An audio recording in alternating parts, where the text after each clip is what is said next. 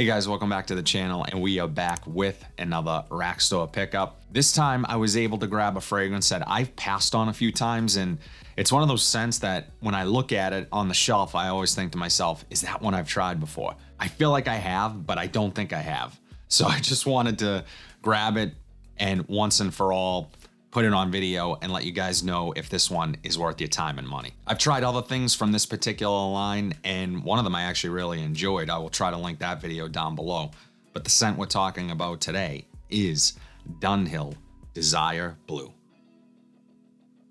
And I was able to grab this from my local Burlington. I ended up paying $19.99 for the 100 ml. So is this one going to be a fantastic, budget-friendly, under-the-radar blue fragrance? Summer gem, possibly? I don't know. Let's get into it. So the red version is the other bottle that I ended up grabbing in another video. And I really like that scent. This one is the same style bottle, which I really like. Has that kind of flask top to it, flask style. And it's nice and thin, but it has this nice curvature to it. So I really like this bottle. I think it's beautiful in its simplicity. Let's take a look at the Atomizer. I really like this color too of the bottle. It's not like a straight up blue.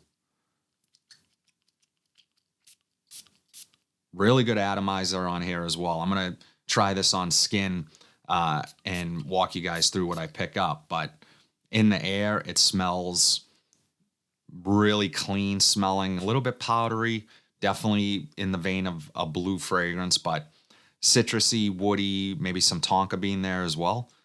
So it has a little bit of a vanilla touch to it, which I love. I love that balance between the vanilla and the citrus. Very fruity smelling, so let's see what this does off of skin.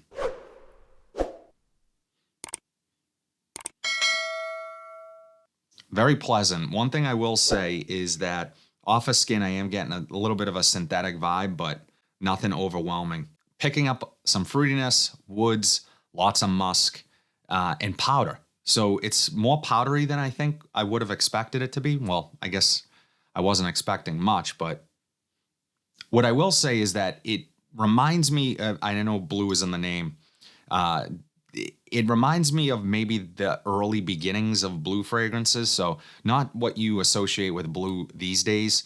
I want to say this is an older fragrance, but it kind of reminds me of things, pre Bleu de Chanel, pre Sauvage, that was in the vein of like shower gel, fresh, clean for men. So it's pretty generic smelling. If I'm being honest, that's kind of the vibe I'm trying to convey here, is that it's generic smelling, but it's still really pleasant and clean at the same time, really easy to reach for. And it is changing a bit. It's kind of smelling closer to, it kind of has an old school vibe to it.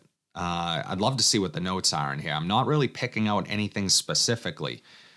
A little bit of citrus fruits and that tonka bean seems to be the heaviest notes here to my nose. Let's take a look at the notes really quickly, see what's in here. The notes for Dunhill Desire Blue, top notes are lychee, mandarin orange, lotus, and bergamot. Mid notes are C notes, orange, and Brazilian rosewood. And the base notes are tonka bean, musk, benzoin, and amber. So I'm not really sure what lychee is supposed to smell like. If that's that fruitiness I'm picking up, I guess that makes sense.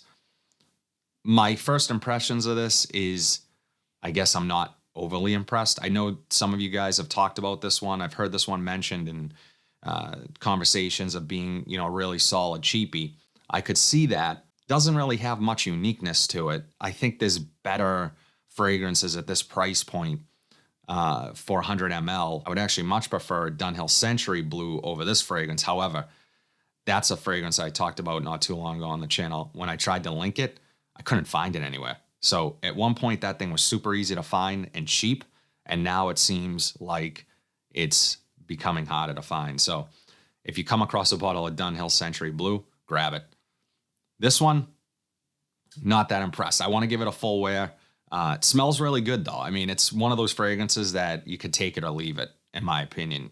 It's going to be one that you probably have something close to it already that kind of scratches that itch for you. But yeah, for the price point, you can't really go wrong. You're going to smell great.